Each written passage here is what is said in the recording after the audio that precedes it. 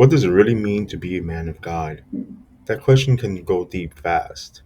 You start thinking about strength, purpose, leadership, family, integrity, all of it.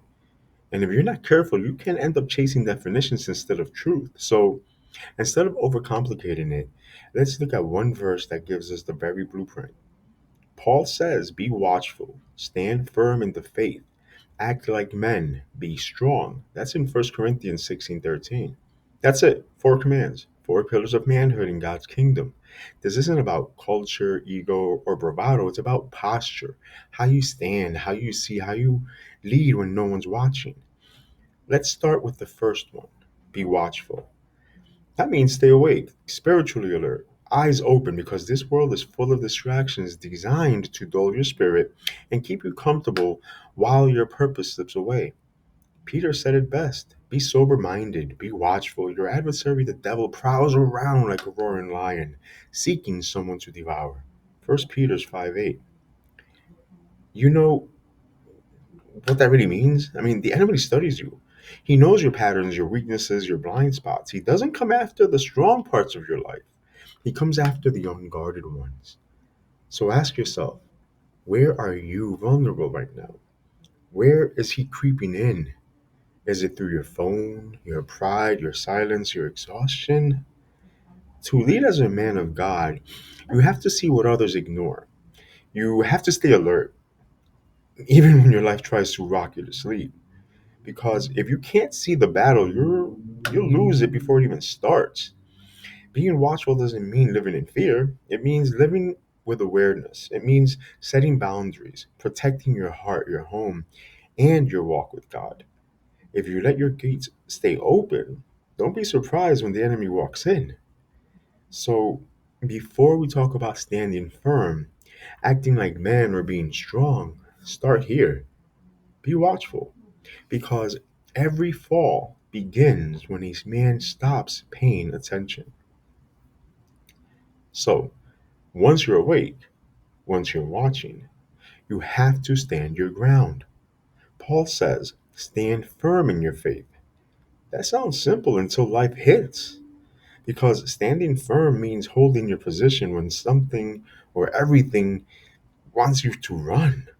It's easy to talk about faith when things are going right, but real faith shows up when your plans fall apart, when the pressure's on, and when God feels silent. Standing firm isn't about being stubborn, it's about being rooted. A man of God doesn't build his foundation on emotions, popularity, or the world's opinions. He builds it on truth. Jesus said it clearly. Everyone who hears these words of mine and does them will be like a wise man who built his house on a rock. That's in Matthew 7:24. See, storms come for everybody, but only the man who's planted deep in the word stays standing when the wind hits. To stand firm in the faith means you know what you believe and why. It means you're not swayed by every new idea, trend, or feeling that comes your way. You're steady. You don't fold when temptation comes, when people disappoint you, or when fear starts whispering that maybe God forgot about you. Paul says it another way. Therefore, my beloved brothers, be steadfast, immovable, always abounding in the work of the Lord. 1 Corinthians 15:58.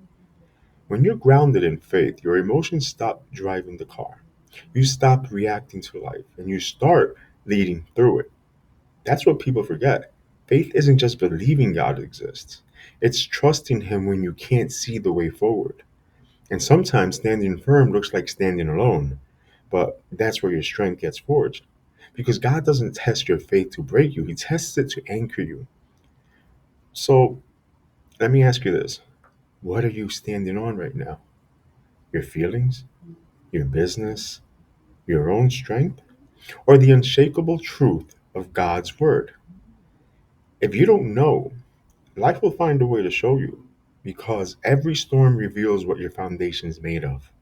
So, first, be watchful, then stand firm in the faith, because a man who won't stand for truth will fall for everything. Now, this one right here, act like men, that's the line that hits differently. Because in today's world, That phrase alone makes some people uncomfortable. But Paul wasn't talking about ego or dominance. He was talking about courage, responsibility, and maturity. To act like men means to grow up in your faith, to lead with integrity, and to take ownership of what God placed in your hands. It's not about your being macho, it's about being faithful. You see, a real man doesn't run from his calling. He doesn't fold when things get uncomfortable. He doesn't hide behind excuses or emotions. He faces what's in front of him with courage that comes from God. Joshua heard the same message when God told him, "Be strong and courageous. Do not be frightened and do not be dismayed, for the Lord your God is with you wherever you go." That's in Joshua 1:9. That's what manhood looks like: faith over fear, obedience over comfort. You can't claim to be a man of God and live without conviction. You can't lead your family, your business, or your community if you're spiritually passive. God doesn't call you to be silent when righteousness is on the line. He called you to stand up, to lead, to protect, and to love with boldness. David showed up and showed us, actually, what that looks like when he faced Goliath. Everyone else saw a giant. David saw an opportunity for God to show his power. That's what acting like a man means. It's standing before the impossible with faith in the one who makes all things possible. And listen, acting like a man doesn't mean you have it all figured out altogether. It means you know where your strength comes from. It means you admit when you're weak, but you don't stay there. You rise up, you keep moving, you fight for what's right, even when it costs you something. Be watchful. That's awareness. Stand firm. That's conviction. Act like men. That's courage. So ask yourself, are you living like a spiritual boy, driven by feelings and fear? Or are you walking like a man who knows he was built for this battle? Because when Paul said, act like men, he was calling us to rise up, to lead like Christ, to serve with strength, and to love with courage. The world needs fewer loud men and more godly ones. Men who carry the weight of responsibility with humility. Men who don't flinch in the face of pressure. Men who know that being a leader starts with being a servant. That's the kind of man God builds through fire, prayer, and obedience. And then Paul finishes with this: be strong. That's the part every man likes to hear, right? But let's be honest.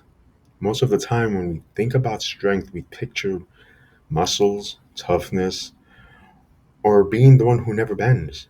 But biblical strength isn't about showing off how much you can carry, it's about how you can lean on when you can't. Paul isn't telling us to be strong in ourselves, he's telling us to be strong in the Lord. Finally, be strong in the Lord and in the strength of his might. Ephesians 6:10. That's where real strength lives, not in pride, not in position, not in power, but in surrender. The man who kneels before God can stand before anything. You see, strength isn't pretending you're fine when you're breaking. It's knowing where you go when the weight gets heavy. It's falling on your knees before your Father and saying, "Lord, I can't, but you can." Isaiah said, "They that wait upon the Lord shall renew their strength. They shall mount up with wings as eagles." Isaiah 40, verse 31. That means your power comes from patience, your renewal comes from prayer, and your courage comes from His presence. Being strong doesn't mean you never fall. It means you don't stay down. You get up, you learn, you keep trusting, you keep leading, you keep fighting the good fight of faith, even when no one's cheering for you. Because this world doesn't need men who just look strong. It needs men who are strong in spirit, the kind who pray for their families before they argue with them, the kind who seek wisdom before they make any decisions, the kind who understand that the real battles are fought in prayer, not pride. So when Paul says, be strong, he's really saying, don't give up. Don't quit the calling. Don't walk away when the pressure builds. Let your strength be found in the one who never fails. So now we've got the blueprint. Be watchful, stay alert. Stand firm in the faith. Stay grounded. Act like men. Stay courageous. Be strong. Stay dependent on God. That's what it means to be a man of God. Not perfect, but present. Not fearless, but faithful. Not self made, but spirit led. And if you can live that way, awake, steady, courageous, and anchored in Him, you won't just lead your home or your business well, you'll lead your life in alignment with God's kingdom. When it's all said and done, being a man of God isn't about perfection, it's about presence. It's choosing to show up every day, even when it's hard. It's leading your family in prayer when you'd rather stay silent. It's standing firm when compromise would be easier.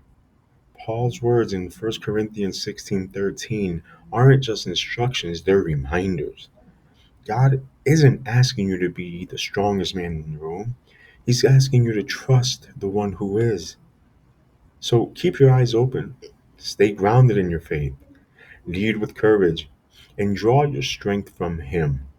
Because when you live like that, you just don't carry the title of a man. You carry the presence of God wherever you go. Until next time, this is Hector Alvarez, the Biblical Entrepreneur. Keep building, keep standing, and keep walking in kingdom purpose. Let your work be worship and your business a blessing. God bless you all.